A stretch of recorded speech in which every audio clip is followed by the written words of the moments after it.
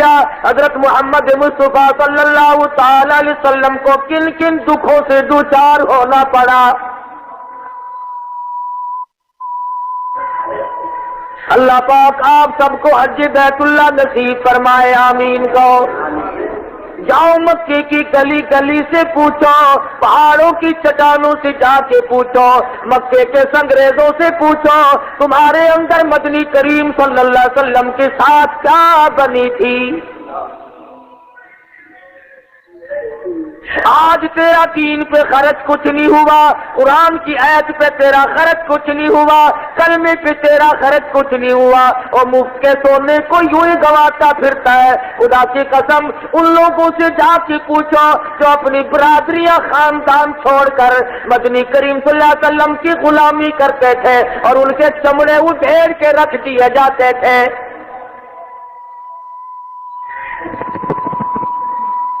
صحابی کا بیان ہے کہ میں اس وقت تک مسلمان بھی نہیں بنا تھا، اپنے ابا کے ساتھ مکے شہر میں آیا، ہم نے دیکھا ایک چوراہے میں ایک بازار میں چاروں طرف لوگوں کا مجمع ہے، ہر ایک کے ہاتھ میں روڑا پتھر ہڈیاں ہیں اور بیچ میں مدنی کریم صلی اللہ علیہ وسلم کھڑے ہیں۔ چاروں طرف کے لوگ اپنی پوری طاقت سے حضور کے جسم اقدس پہ پتھر مار رہے۔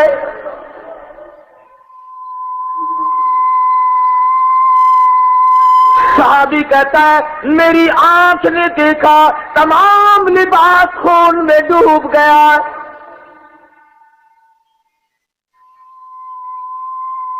میرے دیکھتے دیکھتے ایک ننھی منی سی بچی آئی، اس کے ہاتھ میں پانی کا پیالہ ہے اور اس نے پیالہ زمین پہ رکھ دیا اور وہ حضرت مدنی کریم صلی اللہ علیہ وسلم کو لپٹ گئی اور کہنے لگی او مکے والوں میرے ابا کا قصور بتاؤ،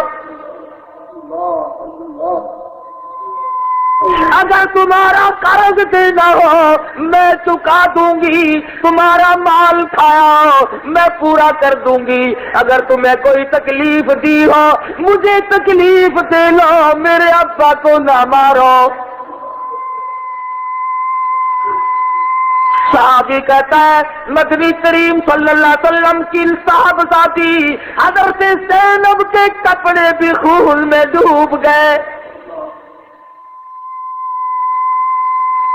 آج تجھے قرآن کی قدر کیسے ہو، آج تجھے شریعت کی قدر کیسے ہو، تیرا تو پسینہ بھی نہیں لگا۔ جا گنبد خضرا کے مکی سے جا کے پوچھی اور کالی کملی والے تیرا اس قرآن پہ کیا خرچ ہوا تھا۔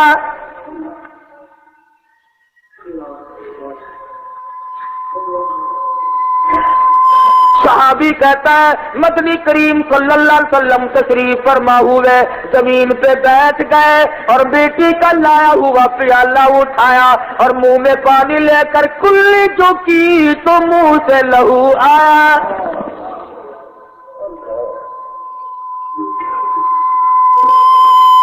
بیٹی پوچھتی ہے میرے ابا یہ تو لوگ نہیں بتاتے، آپ ہی فرما دیں یہ لوگ کیوں مارتے ہیں۔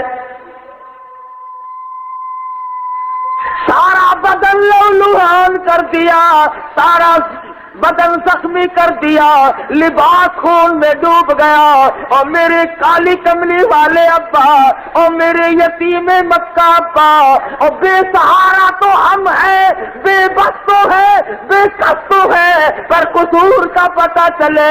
امام الانبیاء صلی اللہ علیہ وسلم نے فرمایا بیٹی تیرا ابا ان مکے والوں کو دوزخ سے نکال کر جنت کا وارث بنانا چاہتا ہے۔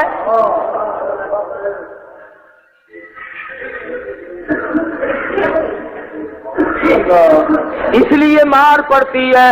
عرض کرنے لگی میرے ابا پھر آپ ایسا نہ کرے، فرمانے لگے میں اللہ کا قرآن ان کو سناتا ہوں یہ سنتے نہیں۔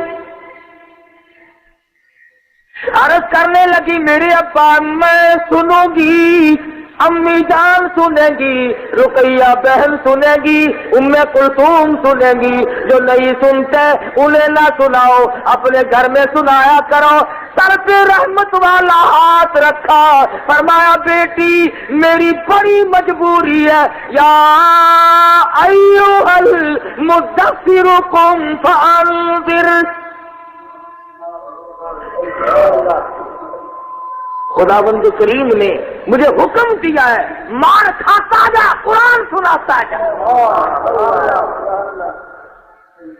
मेरी हड्डियां तो खत्म हो सकती हैं, मैं अल्लाह की तौहीद नहीं छोड़ सकता, रब्बुल आलमीन का नाम बुलंद करके छोड़ूंगा।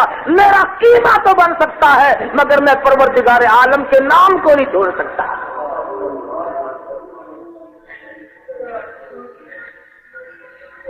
नबी ने दुख उठाए, तू कहता है अगर मैंने फुला रस्म ना की लड़के का मामू नाराज हो जाएगा, अगर शादी में मैंने फुला रस्म ना की तो खाला जान नहीं बैठेंगी, अगर हमने फुला रस्म ना की तो बरादरी वाले क्या कहेंगे, क़यामत का मैदान होगा। अगर नबी करीम सल्लल्लाहु अलैहि वसल्लम ने दामन पकड़कर ये पूछ लिया क्यों मैं आज शफाअत के लिए आया है, कल बरादरी की मानी थी, मेरे कुरान को ठुकराया था,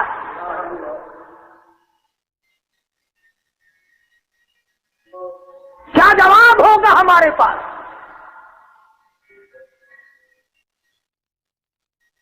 शीरक के जलसे कर लेना बड़ा आसान है, उस पर अमल करना बड़ा मुश्किल है हम लोगों के लिए।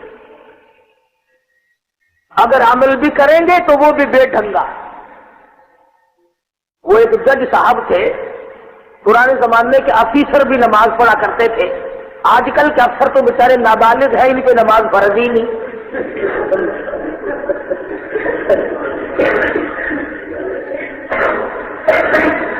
दूसरे साल की बात है, दफ्तरों में हुक्म आया था ना नमाज पढ़ो, तुमने भी देखा होगा ना, लोटे आए थे, सफे बिछी थी।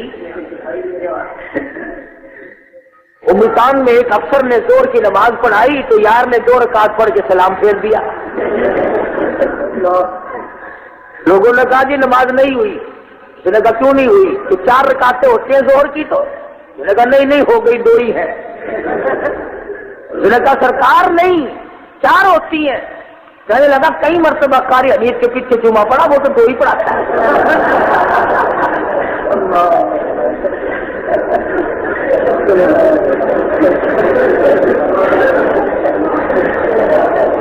तो पुराने जमाने के अफीसर लोग भी नमाज पढ़ा करते थे। जज साहब रिटायर हो गए तो नमाजी थे, पजामा सिलवाया तो वो कुछ नीचा हो गया, रखने छुपते थे। जज साहब घरवाली को कहने लगे देखो अजान होने वाली है और मैं ये पजामा नया पहनकर नमाज पढ़ने जाऊंगा, जरा थोड़ा सा काट कर इसे तुरंत ऊपर को तुरंत से सी दो इसे। उसने कहा हाँ मैं ये बर्तन मांग लूं अभी सी देती हूँ, या खुंटी पे टांग दो। बुढ़ापे में वैसे भी कुछ मिजाज तेज हो जाता है, हिंदू का मिजाज बुढ़ापे में नरम होता है, मुसलमान का मिजाज गर्म होता है, और बागों का तो बूढ़े पर तेजाब बन जावे, घर वालों के लिए भी अजाब बन जाता है। खबर नहीं हुआ, फौरन बेटी के पास चले गए। उन्होंने कहा बेटी जरा उठना, जल्दी करो मेरा ये पजामा नीचा हो गया है, इसे थोड़ा सा काट करके सी दो। उन्होंने कहा छब्बा भी सीती। फिर बहू के पास पहुंच गए। ये खुदा की कुदरत ऐसी हुई कि उन्होंने सबसे पहले तो जज साहब की अहलिया उठी, उसने थोड़ा सा काटा और तुरंत कर सी कर उस खूंटी पे टांग दिया। फिर लड़की आई, उसने भी थोड़ा सा काटा और तुरपा और सी करके खूंटी पे टांग दिया। फिर बहू आई, उसने भी थोड़ा सा काटा और ऊपर को तुरपा और सी कर खूंटी पे टांग दिया।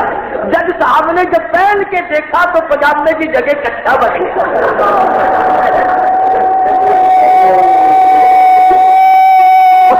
जो काटा इलाहा इल्लल्लाह tawheed-sunnah.com इल्लल्लाह ला इलाहा इल्लल्लाह।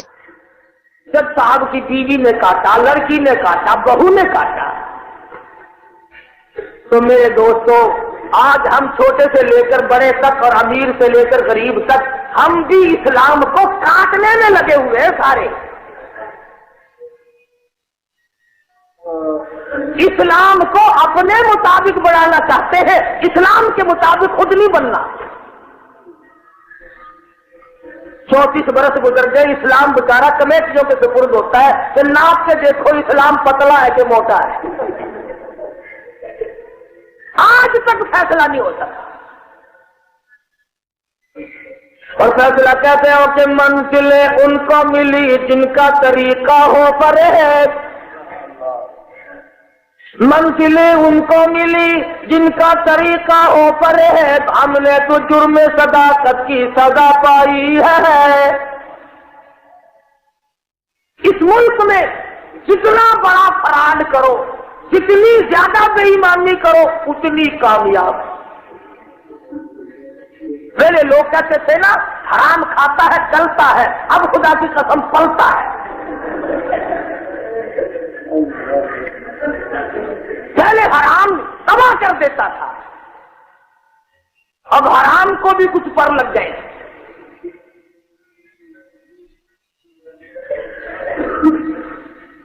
میں کیا عرض کروں آپ کو کہ ہم لوگ کس طرف گئے اور کہاں گئے اور کیا بننا چاہیے تھا، کیا بن گیا۔ امام الانبیاء محبوب کبریا حضرت محمد مصطفیٰ صلی اللہ تعالی علیہ وسلم کی ذات اقدس ہے۔ رات کو چین نہیں، دل کو چین نہیں، خود ارشاد فرمایا 13 برس مکی کی زندگی میں ایک دن بھی پیٹ بھر کے کھانا نہ کھایا۔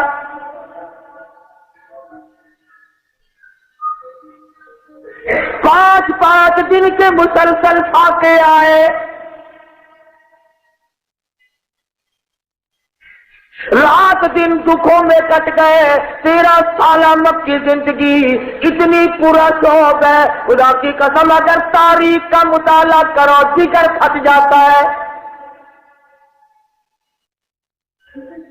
صرف آپ کا یہ حال نہیں، ماننے والوں کی جان کو جو بنی قرآن کریم گواہ ہے۔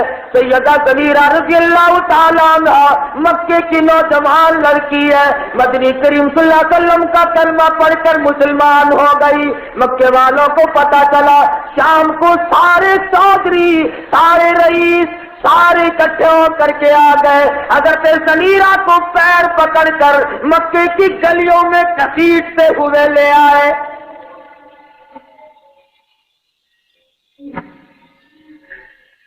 بیچ میں کھڑا کر کے پوچھنے لگے، بتا لڑکی کلمہ کس کا پڑھتی ہے؟ انکار کر دے تیری جان چھوڑ دیں گے، تیری جان بچ جائے گی۔ حضرت سمیرہ کہتی ہے اگر میں زبان کی نوک سے کلمہ پڑھتی کبھی سے چھوڑ دیتی، میرے خون کے قطرے قطرے میں بسا ہوا ہے، میری ہڈیوں کی ریمیس میں بس چکا ہے۔ خدا کی قسم تم تو مکے والے ہو، ساری دنیا کو اکٹھا کر کے لے آؤ اور سمیرہ سے کلمہ چھڑا کے دیکھو۔ نعرہ تکبیر، صحابہ زندہ باد۔ یہ تھے ایماندار لوگ۔ تم تو کہہ دیتے ہو نا ہم 2 آدمی ہیں صرف ہم 10، میں اکیلا ہی ہوں۔ یہ لڑکی ہے، عورت ذات ہے، سارا مکہ کافروں کا بھرا ہوا ہے۔ سیدہ سمیرہ رضی اللہ تعالیٰ عنہ کو پکڑ کر کھڑا کر لیا اور کہنے لگے اب بھی بعد آ جا، اب بھی بعد آ جا، اب بھی کلمے کا انکار کر دے۔ حضرت سمیرہ کو کہنے لگے یا تو بعد آ جا ورنہ تیری آنکھیں نکال دی جائیں گی۔ تاریخ شاہد ہے حضرت سمیرہ رضی اللہ تعالیٰ عنہ کی دونوں آنکھیں نکال دی گئی۔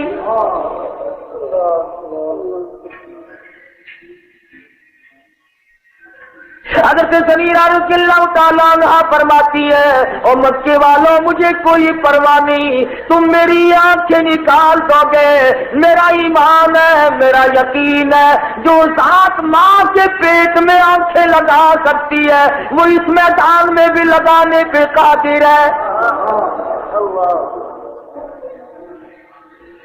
اللہ خالق کل شیء وَهُوَ عَلَىٰ بكل شيء وكيل.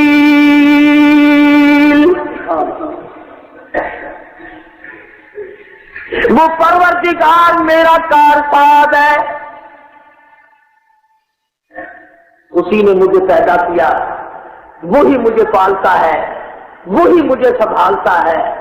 تم میرا کچھ نہیں بگاڑ سکتے جب تک میرا پروردگار نہ چاہے. حضرت زنیرہ رضی اللہ تعالی عنہا کی دونوں آنکھیں نکال دی گئی، رات کو پہرے دار بیٹھ گئے، دیکھیں گے کون کدھر سے آتا ہے. پچھلی رات ہوئی، حضرت زنیرہ رضی اللہ تعالیٰ عنہ کو اللہ پاک نے آنکھیں لگا دی، فرمانے لگی اور لوگوں کہتی اللہ اکبر. فرمانے لگی مکے والوں پہلی آنکھوں سے پرلانگوں کے حساب سے نظر آتا تھا، اب جو مجھے آنکھیں ملی ہے کیسر و کسرا کے مینارے دیکھ رہی ہوں.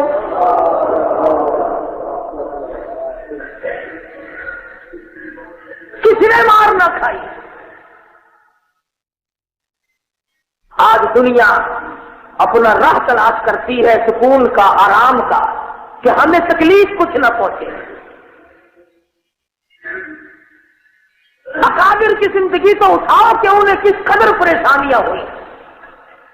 حضرت مولانا محمد قاسم صاحب نالوتوی سب قید رحمت اللہ علیہ، کچھ لڑکوں نے مذاق کیا حضرت سے.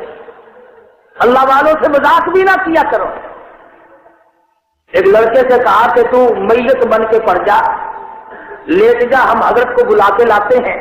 جب وہ جنازہ پڑھانے کے لیے اللہ اکبر کہیں گے تو کفن سمیت کھڑا ہو کے کہیے اللہ اکبر، مذاق کریں گے. حضرت کو کہنے لگے حضرت ایک آدمی فوت ہو گیا ہے، وصیت کر کے گیا کہ میرا جنازہ نانوتوی سے پڑھوانا رحمت اللہ علیہ. حضرت تشریف لے گئے. وہاں جا کر کے جب نظر ڈالی تو زندہ اور مردے میں تو فرق ہوتا ہے، تو حرکت ہوئی ہوگی، حضرت سمجھ گئے زندہ ہے. صفیں بن گئی، لڑکوں ہی کی صفیں تھی. فرمایا وارث کون ہے؟ ایک نے کہا میں ہوں. فرمایا دل سے کہتے ہو جنازہ پڑھا دوں؟ وہ کہنے لگا ہاں حضرت پڑھا دو. فرمایا دل سے کہتے ہو جنازہ پڑھا دوں؟ 3 مرتبہ پوچھا، پھر نیت باندھ لی اللہ اکبر. اب وہ سارے لڑکے دیکھ رہے ہیں کہ یہ اٹھتا کیوں نہیں، اشارے کر رہے ہیں. جب تک دوسری تکبیر ہو گئی اللہ اکبر، پھر تو بول اٹھے اور اٹھ صحیح، پھر تیسری ہو گئی، پھر چوتھی تکبیر ہو گئی، سلام پھر گیا. حضرت نے جوتے پہنتے ہوئے فرمایا اب تو قیامت ہی میں اٹھے گا.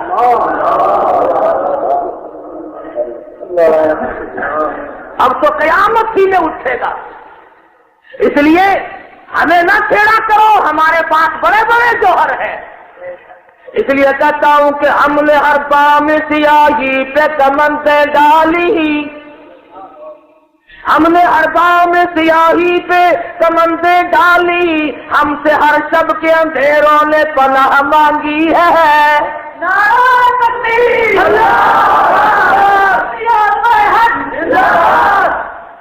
تو مکہ مکرمہ میں جس نے کلمہ پڑا اس کی خیر نہ ہو، ان مسائل سے دو چار ہوا جس کا آج تصور بھی نہیں کیا جا سکتا.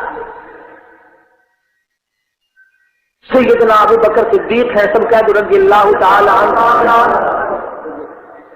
آج بازار میں کوئی سودا خریدنے جائے گا یا بیچنے جائے گا، مگر ابو بکر تیرا چکر لگتا تھا اس ارادے سے، اس نیت سے کہ کوئی مسلمان مصیبت زدہ ہوگا اس کے کام آؤں گا،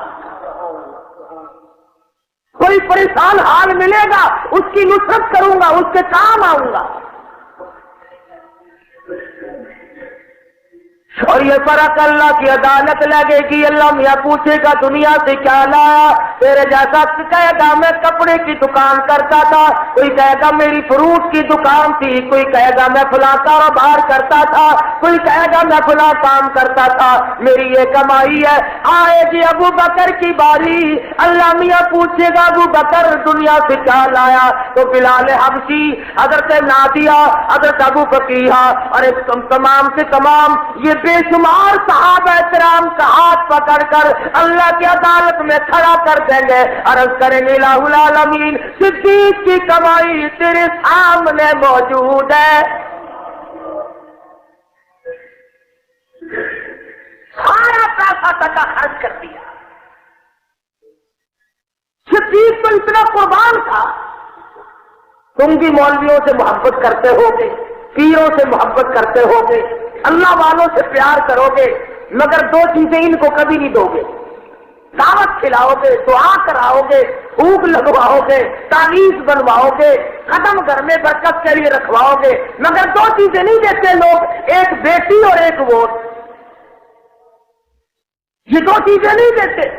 ابو بکر نے اس وقت میں کمال کر دیا، حضرت محمد الرسول اللہ صلی اللہ علیہ وسلم کی عمر مبارک 53 سال کی ہے، ارے عمر ختم ہو گئی، 2 بیویاں موجود ہیں، 4 بیٹیاں موجود ہیں، 2 شادی شدہ بیٹی، 2 کنواری بیٹی۔ ابو بکر نے اس وقت میں 6 سال کی لخت جگر حضور کی جھولی میں ڈال دی۔ الہ الا اللہ توحید-سنت.com الا اللہ لا الہ الا ثابت کر دیا کہ میں اور میرا مال اور میری آن اور آج ساری قربان ہے، وہ قربان کر کے دکھائی۔ مکے میں جب تنگ سے تنگ ہو گئے، کافر بھی تنگ تھے، مسلمان بھی تنگ تھے، کافر حضور کی تحریک سے تنگ تھے، اکٹھے ہوئے، مشورہ کیا، دارالندوہ میں سارے اکٹھے ہوئے، کہنے لگے بھائی اس نبوت کے مشن کو کیسے مٹائے، غور کرو۔ ایک کہنے لگاؤ میاں اپنے شہر سے نکال دو، دیش نکالنا دے تو نکالو یہاں سے۔ سمجھدار لیڈر کہنے لگا،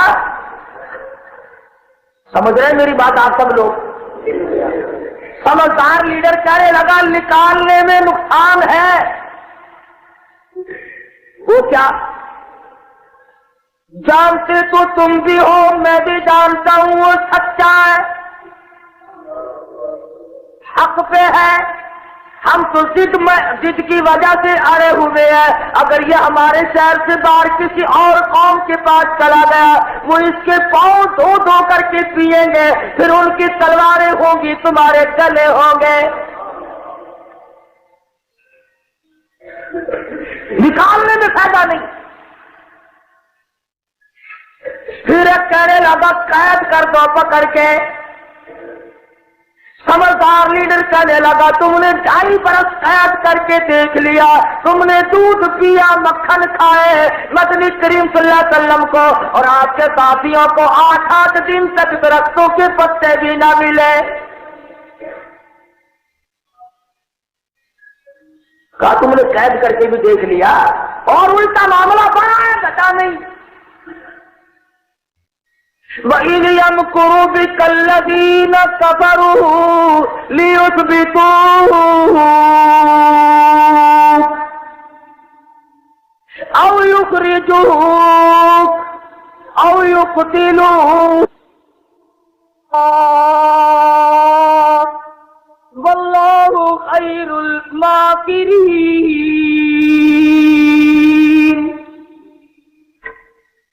اللہ فرماتے ہیں انہوں نے بھی تدبیریں بنائی، میں نے بھی تدبیر بنائی، قتل کا منصوبہ ہو گیا، پروگرام بن گیا، قتل کر کے ختم کرو، اور کوئی صورت نہیں ہے نبوت کو ختم کرنے کی، ایک ہی صورت ہے ان کے مشن کو، ان کی تحریک کو، ان کے کردار کو ختم کرنے کا ایک طریقہ ہے انہیں قتل کرنا۔ قتل کیسے کرو؟ اگر رات کے وقت حجرے مبارک کو گھیرے میں لے لو۔ ابو جہل نے تنظیم بنائی، نوجوان اکٹھے کیے، تلواریں دی، کہنے لگا دیکھنا کندھے سے کندھا ملا کر کھڑے ہو جانا، نکلنے نہ پائے۔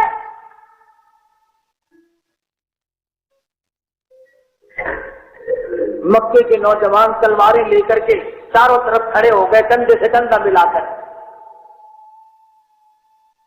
اللہ پاک کی طرف سے حکم آیا میرے محبوب مکہ چھوڑ دو, ہجرت کر. سمجھنا الہ العالمین کل حکم کیوں نہیں دیا, پرسوں حکم کیوں نہیں دیا, آج میں کیسے نکلوں, یہ تو چاروں طرف کھڑے ہیں.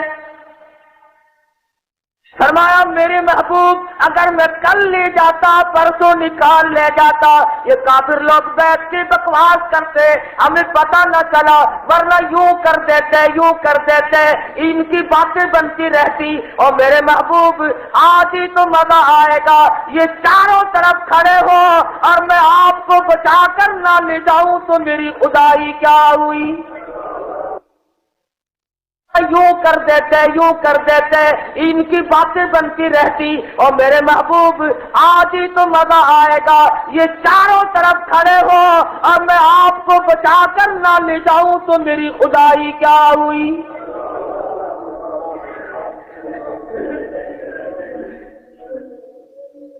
ان کے ارمان بھی تو میں نے توڑنے ہیں. اگر میں بچا کر نہ لے جا سکا تو میری خدائی کیا ہوئی. الہی نکلوں کیسے؟ فرمایا آپ ایک مٹھی مٹی کی بھر کر ان کی طرف پھینک دیں. یا اللہ یہ تو چاروں طرف کھڑے ہیں, میں کس کی طرف پھینکوں؟ فرمایا محبوب ہاتھ تیرا ہوگا, قدرت میری کام کرے گی, چاروں طرف کھڑے ہونے والوں کی آنکھوں میں میں پہنچاؤں گا. اب وہ جتنے بھی چاروں طرف تلواریں لیے کھڑے تھے سب کی آنکھوں میں مٹی پہنچ گئی. تو ایک دوسرے کو برابر والے کو کہنے لگے کیوں گئے, میری آنکھ میں مٹی پھینک دی. دوسرے کا بلے بلے ٹھیک ہے, پہلے میری آنکھ میں پھینک کر پھر کہنا شروع کر دیا. اب چاروں طرف جتنے کھڑے تھے تلواریں تو دی پھینک اور ایک دوسرے کی پالش کرنے لگ گئے. چاروں طرف کبڈی ہو رہی ہے.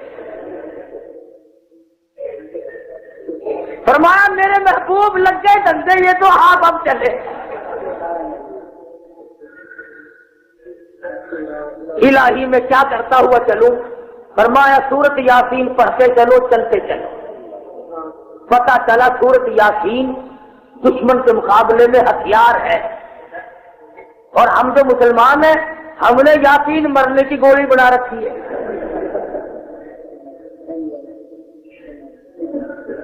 جب کوئی بوڑھا جب کوئی بڑھیا مرے 2-3 دن خر گلے میں ہونا. لگکاری جی کئی مرتبہ یاسین پڑھ چکے ہیں مگر بات کوئی بڑی نہیں ہوئی. ذرا آپ ایک مرتبہ تکلیف فرمائے, شاید آپ کی یاسین ایٹم بم ہو.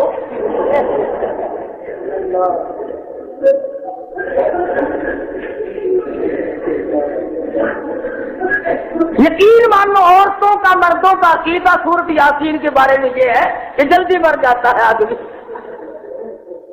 جان چھوٹی لاکھ ہو پائے. اب اس کے لیے بھی مسئلہ بنا ہوا ہے. اب رات سے 12 بجے اگر تیرا باپ مر رہا ہے اور سردی کا موسم ہو, ٹھنڈی ہوا چل رہی ہو, بولا میں کیوں آؤں رات کے 12 بجے. اب وہ کنڈا کھٹکھٹاتے ہیں میاں جی کا. انہوں نے کہا بھی کیا بات ہے, رات ہے اب تو 12 بجے ہیں, ابھی اذان کا ٹائم. جانتا تو ہے میاں جی کہ ابھی حد کی رات ہے, ابھی اذان کا ٹائم نہیں ہوا بھائی. انہوں نے کہا جی دادا جی کی بڑی طبیعت خراب ہے, ذرا یاسین پڑھ دیتے. ہاں تو تجھے پتا نہیں ہے, مجھے تو رات کو حرف ہی نظر نہیں آتے. وہ بنگلہ تیرا, کوٹھی تو سنبھالے, کار تو سنبھالے, دکان تو سنبھالے. 12 بجے اب کی رات کو سردی میں میاں جی مرتا پھرے, تیرے باپ کا ملازم ہے میاں جی. کتنا سستا سودا. اور پھر ساری عمر میں جس بنگلے میں قرآن کبھی کبھی نہیں پڑھا گیا، جس کوٹھی میں قرآن کبھی نہیں پڑھا گیا، جس دکان میں کبھی قرآن نہیں پڑھا گیا، جس ڈیرے میں کبھی خدا کے قرآن کو ٹھکانا نہ ملا، جب چودھری، جب شیخ، جب ملک، جب خان مر جاتا ہے پھر چاروں طرف کے مولویوں کو بلا کے لے کے جاتے ہیں اور بٹھاتے ہیں اور بیچ میں کھڑا ہو کے کہتا ہے مولانا آج تو اتنا قرآن پڑھو، آج تو اتنا قرآن پڑھو، ابا مرحوم کو بہشت میں ٹھوک کے جانا۔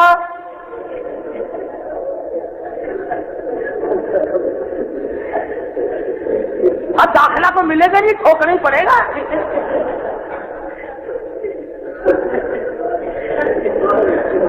ساری عمر میں خدا کے قرآن کو کبھی جگہ نہیں ملی۔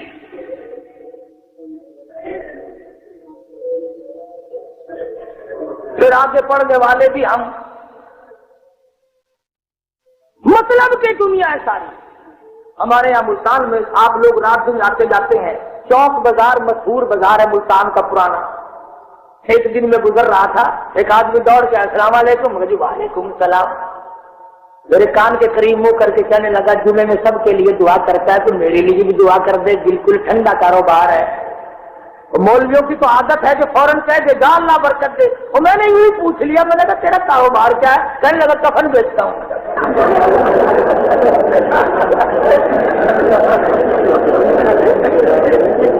اب کراؤ برکت کی دعا۔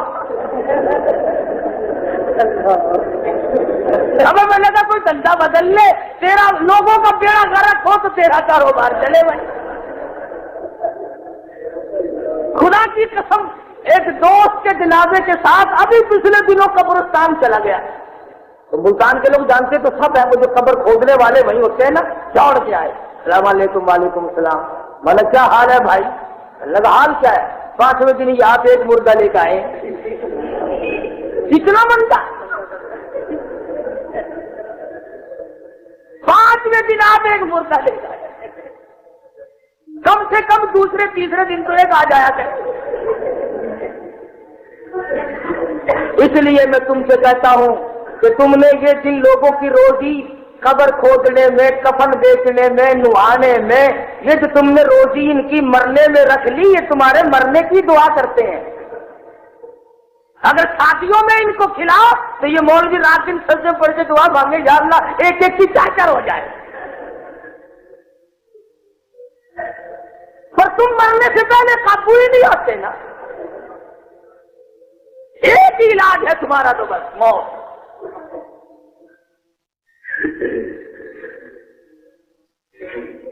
تو وہ سارے کے سارے جب دھندا لگ گئے، فرمایا میرے محبوب اس وقت ہجرت کرو، مکہ چھوڑ دو۔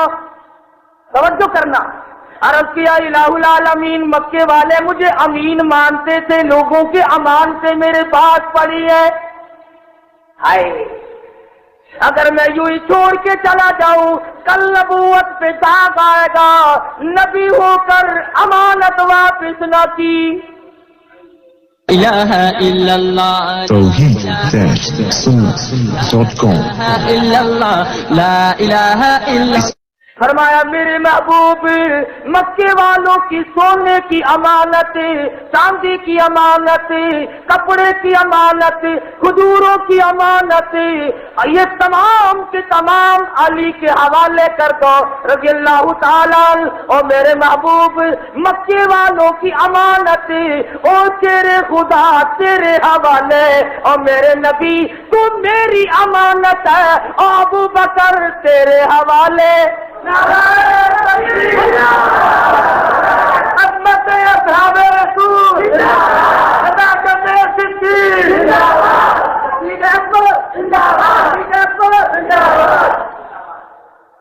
میرے محبوب تو میری امانت ہے، میں تجھے صدیق کے حوالے کرتا ہوں۔ الہ العالمین صدیق کے پاس پیغام بھیجوں، اسے یہاں بلواؤں، مجھے وہ سنبھال لے۔ فرمایا نہیں نہیں، قرب قیامت کے لوگ آئیں گے، میرے صدیق کی توہین کریں گے، میں نے ان کو بھی ہجرت والی رات میں سبق دینا ہے، ان کو بتانا ہے بلال تیرے دروازے پہ آیا, سہیل تیرے دروازے پہ آیا, فاروق تیرے دروازے پہ آیا, عثمان تیرے دروازے پہ آیا, عبد الرحمن ابن عوف تیرے دروازے پہ آیا, سعد ابی وقاص تیرے دروازے پہ آیا. او میرے محبوب, ہجرت والی رات ہے, آج تو آپ صدیق کے دروازے پہ چلے.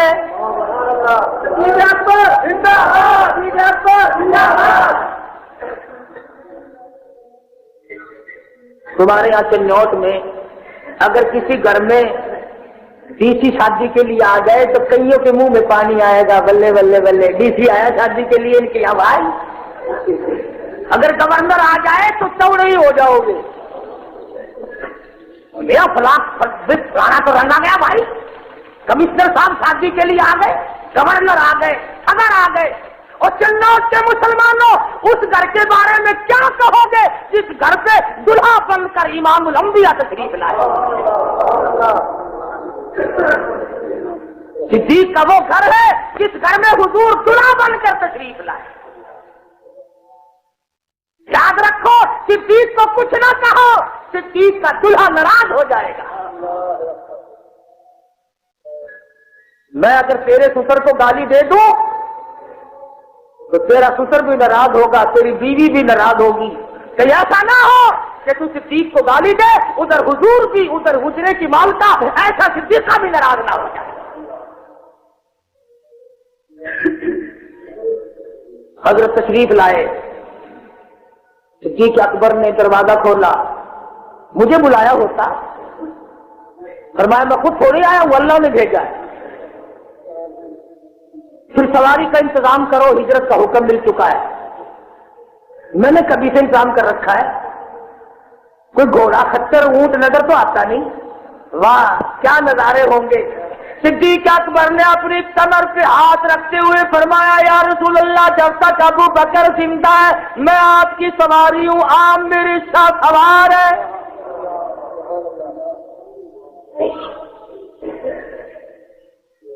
پھر پیغمبر نے یہی فرمایا کہ نہیں نہیں نہیں, گھوڑا لاؤ کوئی, خچر لاؤ کوئی, سواری کا بندوبست کرو. حضور نے قبول فرما لیا صدیق اکبر ہو, اور تم صدیق کی بات کرتے ہو جب رسول خدا سب کہہ دو صلی اللہ علیہ وسلم سو تو نہیں گئے.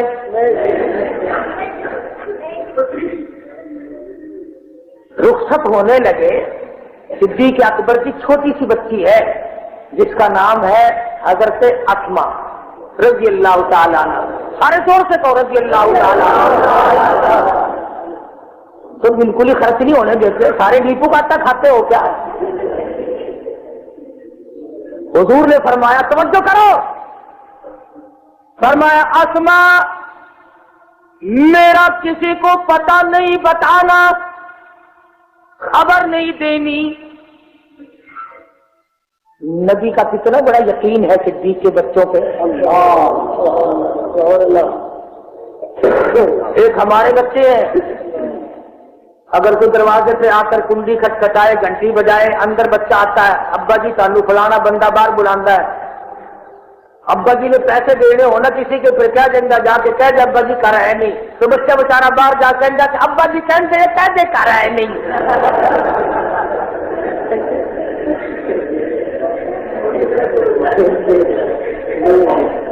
ایک ابو بکر کے بچے ہیں رضی اللہ تعالی, اور کالی کملی والے صلی اللہ علیہ وسلم کا یقین ہے. فرمایا اسما ہماری اطلاع نہیں کسی کو دینی, خبر کسی کو نہیں بتانی. سر پہ ہاتھ پھیرا رحمت والا صلی اللہ علیہ وسلم. خدا کی قسم وہ سر کتنا برکت والا ہوگا جس سر پہ امام الانبیاء کا ہاتھ پھر رہا ہے. تشریف لے گئے. اب میں تمہیں ایک اور تصویر بتاؤں. مکے والے کافروں کا بھی عقیدہ ہے. جب وہ آئے نا ابو جہل وغیرہ بڑے بڑے, اور وہ پچھلی بات یاد کرو تاکہ بات سمجھ میں آئے. ابو جہل, عتبہ صاحب, ابو لہب آئے نا جنہوں نے وہ کھڑے کر رکھے تھے نوجوان تلوار دے کے, آج کیا دیکھے وہ تو دما دم قلندر ہو رہے گا. اس نے کہا سبھی سو کیا کر رہے ہو؟ اس نے میری آنکھ میں مٹی پھینکی, اس نے میری آنکھ میں مٹی پھینکی. کہنے لگے چلو سب کی پڑ گئی, پھر وہ اندر والی بات تو بتاؤ. اندر دیکھا تو حضور وہاں تھے ہی نہیں۔ اب ایک نقطے کی بات ہے، ان کو چاہیے تھا کہ وہیں سے بلال کا گھر دیکھتے، سعد ابی وقاص کا گھر دیکھتے، اوروں کا گھر تلاش کرتے، اوروں کا گھر تلاش کرتے، تلاشی لیتے۔ یہ کافر اس حجرے میں جب حضور نہیں ملے، سیدھے ابو بکر کے دروازے پہ آئے ہیں۔ ارے مکے کے کافر کا بھی عقیدہ ہے کہ اگر نبی اپنے حجرے میں نہیں تو صدیق کے یہاں ضرور ملے گا۔ نبی اور صدیق کی جدائی کا قائل ابو جہل بھی نہیں، عتبہ شیبہ بھی صدیق اور نبی کو جدا نہیں مانتا۔ اکٹھے ہو کے سیدھے آئے اور دستک دی، سیدہ اسما باہر نکلی۔ مورخین نے لکھا ہے حضرت اسما کو جب حضور نے حکم دیا تشریف لے گئے، جھولی پھیلائے بیٹھی ہے صدیق کی بیٹی، مالک میرے امانت ہے میرے پاس کالی کملی والے کی، مجھے ثابت قدمی عطا فرمانا۔ ابو جہل آیا، دستک دی، سیدہ اسما باہر نکلی۔ لگتے جگر بیٹی پھر ابا کہاں ہے، تمہارا نبی کہاں ہے؟ تم کون ہو پوچھنے والے، تم کون ہو پوچھنے والے؟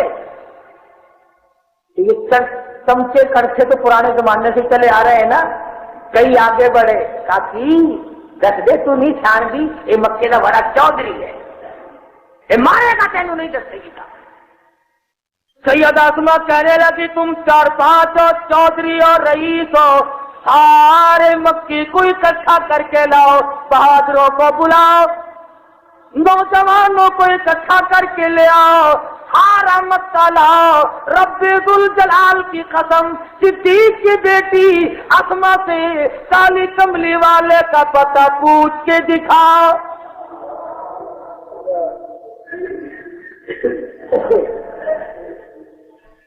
تم نے پوچھ سکتے،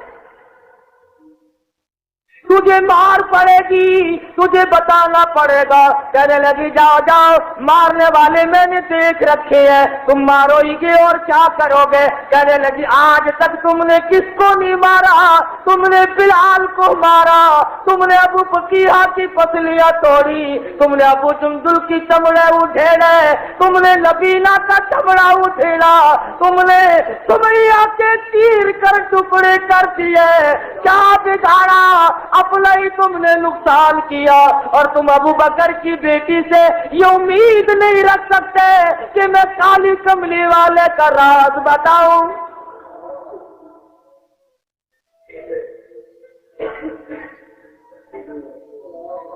اور صرف یہ بات گفتگو میں ختم نہیں ہو گئی، کہنے لگی بات کیا ہے؟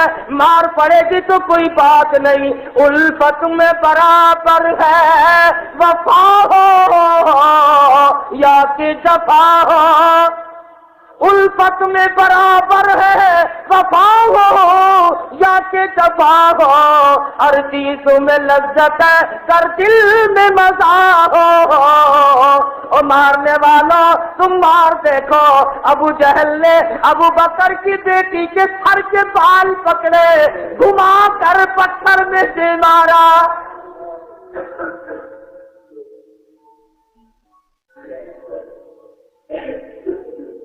صدیق کی بیٹی کی پیشانی نوکدار پتھر میں لگی،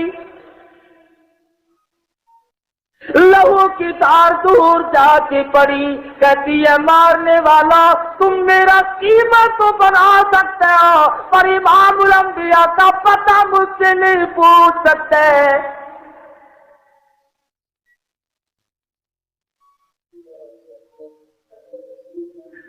اور خدا کی قسم یہ گھر کتنا برکت والا ہے، ابھی وہ مار کے گئے ہیں، اماں کو کہنے لگی کھانا تیار کرو رات نہ گزر جائے، ان سلاخ پہاڑوں پہ سے گزر کر میں اپنے محبوب کو کھانا دے کے آؤں گی۔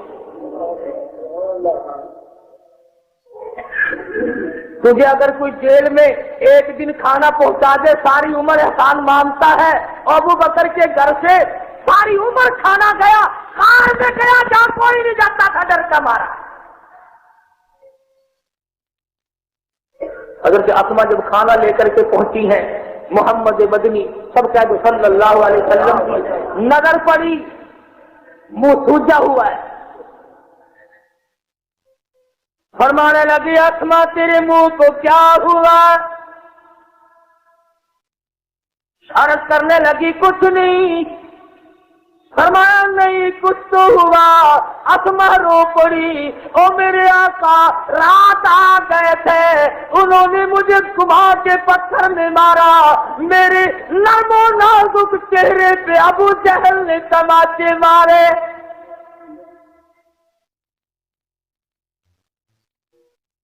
مدنی کریم صلی اللہ علیہ وسلم نے رحمت والی چولی پھیلا دی، الہ العالمین ابو بکر کے گھرانے پہ کرم کر دے، میری وجہ سے چھوٹی چھوٹی بچیوں نے بیمار کھائی۔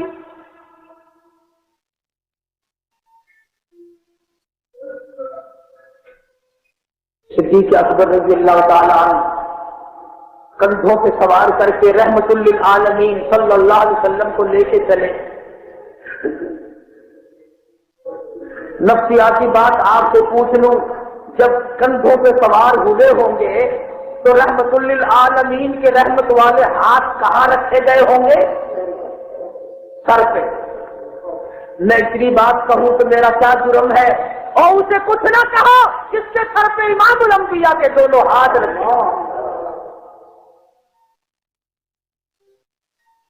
جس کے کندھوں پہ حضور سوار ہیں، جس کے سر پہ رحمت والے ہاتھ ہیں۔ 3.5 میل 4.25 میل کی شدید ترین چڑھائی ہے، خالی آدمی نہیں چڑھ سکتا۔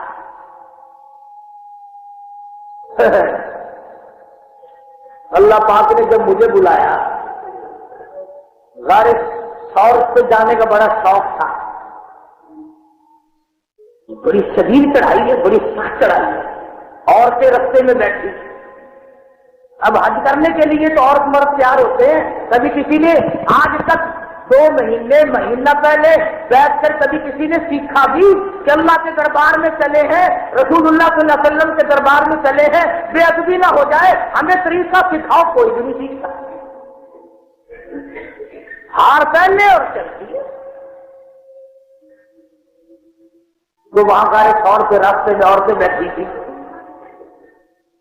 آپس میں کہنے لگی سونے نبی تینو کی پئی سی پہاڑا تو چڑھ بیٹھا۔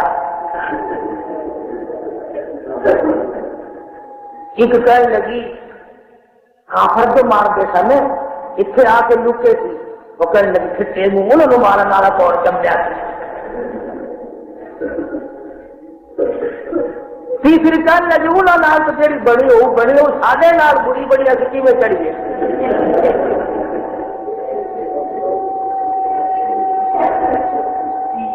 تو ابو بکر صدیق رضی اللہ تعالی عنہ غار تک لے گئے،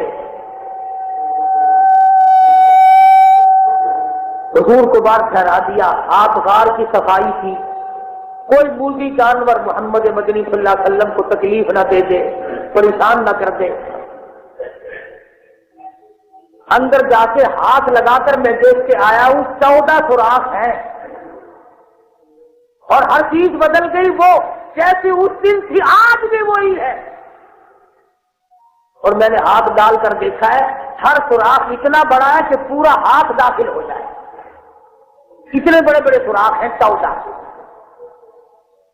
عشق کا کمال دیکھو۔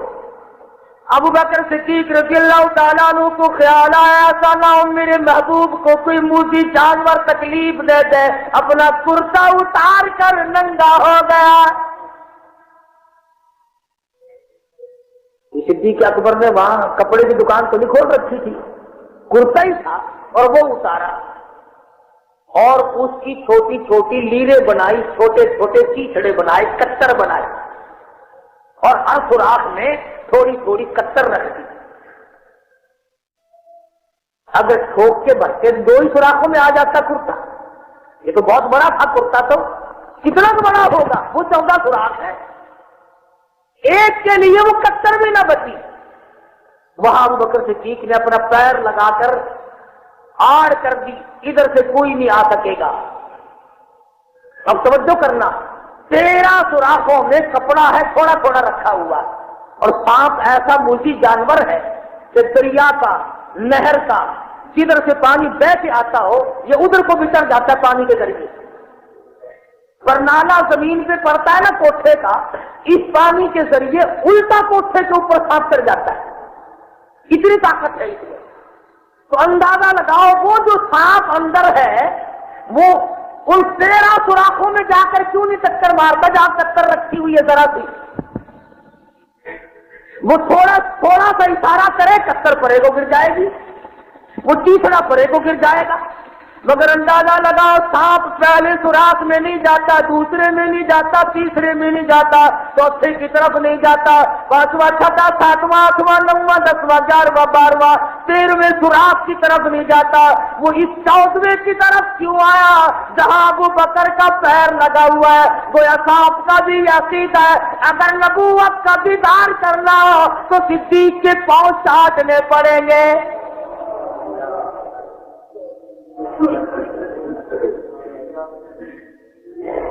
ان 13 سوراخوں میں سے کیوں نہیں گیا؟ ادھر کو کیوں آیا وہ؟ پھر سانپ نے اپنے منہ میں زہر خود نہیں پیدا کیا، یہ پروردگار عالم نے پیدا کیا، زہر تو چڑھنا ہی تھا۔ صدیق کے بدن میں زہر پھیلا، تکلیف ہوئی، مگر قربان جاؤں محبوب کو تکلیف نہ دی، سوئے ہوئے ہیں، آرام فرما رہے ہیں، حرکت نہ کی۔ صدیق اکبر نے حرکت نہ کی، تکلیف میں آنکھوں سے آنسو جاری ہو گئے۔ آج تیرا بچہ ماں کی گود میں روے گا، ماں کے دامن پہ آنسو پڑیں گے، بہن کی گود میں روے گا، بہن کے دوپٹے پہ آنسو پڑیں گے، خالہ کی گود میں روے گا، خالہ کے دامن پہ آنسو پڑیں گے، نانی کی گود میں روے گا، نانی کے دوپٹے پہ آنسو پڑیں گے۔ خدا کی قسم صدیق اکبر روئے، آنسو رخ مصطفیٰ پہ پڑے۔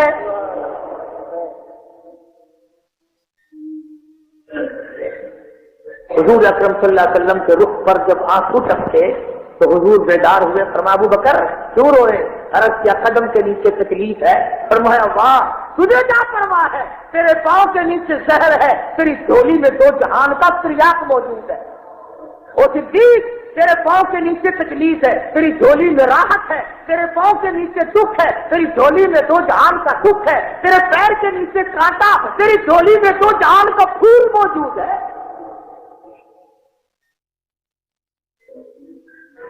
لا ادھر کر اپنا پیر، ادھر کو کیا، منہ مبارک میں سے لعاب لیا اور اپنے ہاتھوں سے صدیق کے پیر کے نیچے مل دیا، یہ ثابت کر دیا لگا صدیق کو کچھ نہ کہو، سر سے لے کر پیر تک صدیق میرا ہی میرا ہے،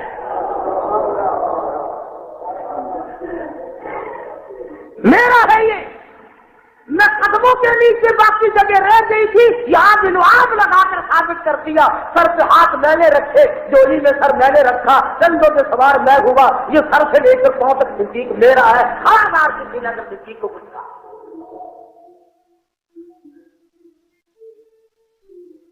اور فرمایا صدیق سوئے تو نہیں آپ لوگ؟ فرمایا صدیق ایک بات یاد رکھ، اب تھوڑی سی زیادہ توجہ دو کہ بات سمجھ میں آئے گی۔ فرمایا مکے والے دشمن تھے میرے، مکے والے دشمن ہیں اس وقت میرے، پکڑنا مجھے چاہتے ہیں، مکے والے دشمن میرے، معاملہ ہے غار کا اور قیام ہے 3 دن کا۔ مکے والے دشمن میرے، معاملہ غار کا، حصہ ہے غار کا، وقت ہے غار کا، مکے والے دشمن میرے، معاملہ ہے غار کا، قیام ہے 3 دن کا، صدیق آرام میرا، پہرے داری تیری، آرام میرا، پہرے داری تیری، کل دشمن ہوں گے تیرے، معاملہ ہے مزار کا اور وقت ہے قیامت تک کا، ابو بکر آرام تیرا قیامت تک، پہرے داری میری۔ نعرہ تکبیر، نعرہ صدیق اکبر زندہ باد، نعرہ صدیق اکبر زندہ باد۔ فرمایا ابو بکر دگنے بدلے چکاؤں گا، دگنے بدلے چکاؤں گا، دشمن میرے، معاملہ غار کا، قیام 3 دن کا، آرام میرا، پہرے داری تیری، کل معاملہ آئے گا مزار کا، دشمن ہوں گے تیرے اور معاملہ ہے قیامت تک کا۔ ابو بکر پہرے داری میں محمد رسول اللہ کی، آج ڈھولی تیری ہر میرا، کل مزار میں ڈھولی میری ہر تیرا۔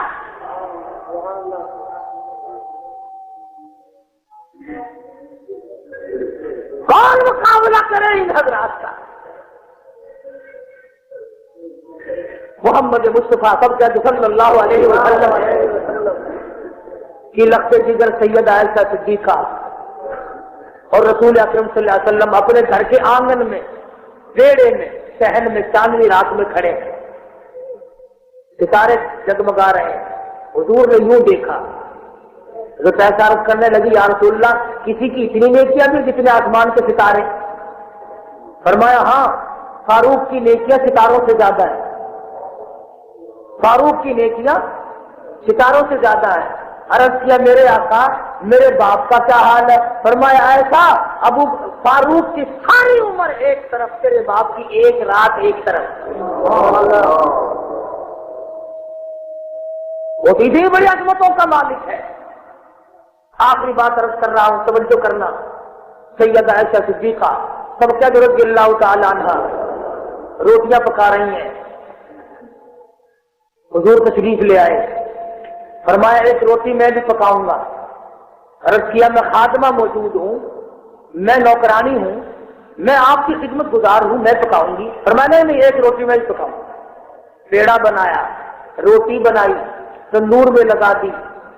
سیدہ عائشہ صدیقہ رضی اللہ تعالیٰ عنہ فرماتی ہیں میری پکائی ہوئی روٹیاں کبھی سے پک گئی، میں جھانک جھانک کے تھک گئی۔ اس روٹی کو جس کو حضور نے پکایا بنایا تھا اس کا پانی خشک نہیں ہوتا۔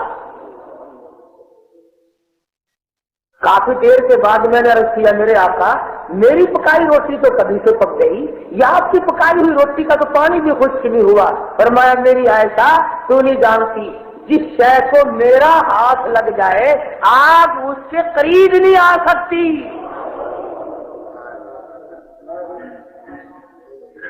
آٹے کو ہاتھ لگ جائے تو قریب نہیں آ سکتی، اور جس صدیق کے سر پہ سوار ہو کے آئے، ڈولی میں آرام فرمایا، اس سے آپ کیسے قریب آ جائے گی؟ اللہ پاک مجھے اور آپ کو عمل کی توفیق عطا فرمائے۔ وآخر دعوانا الحمدللہ رب العالمین۔ گزشتہ جمعے میں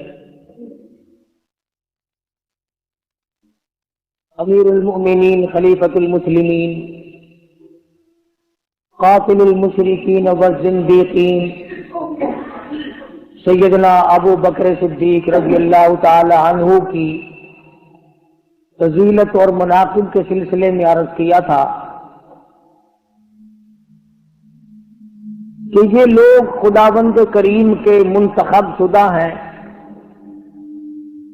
کوئی صحابی خود نہیں بنا، کوئی نبی خود نہیں بنتا، کوئی صحابی خود نہیں بنا۔ اللہ فرماتے ہیں اپنے پیغمبر کے لیے میں نے ایک ایک دانہ چن چن کر دیا۔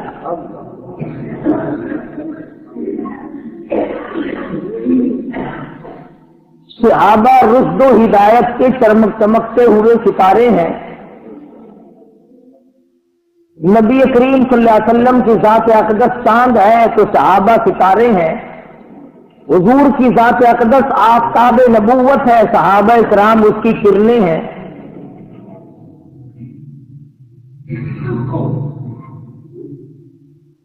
نبی کی نبوت اس وقت تک مکمل نہیں ہوتی جب تک کہ صحابہ کرام کو درمیان میں نہ لایا جائے۔ نبوت کے عینی گواہ، چشمدید گواہ، موقع کے گواہ صحابہ کرام کے سوا کون ہے جنہوں نے اپنی آنکھوں سے جبریل کو آتے جاتے دیکھا؟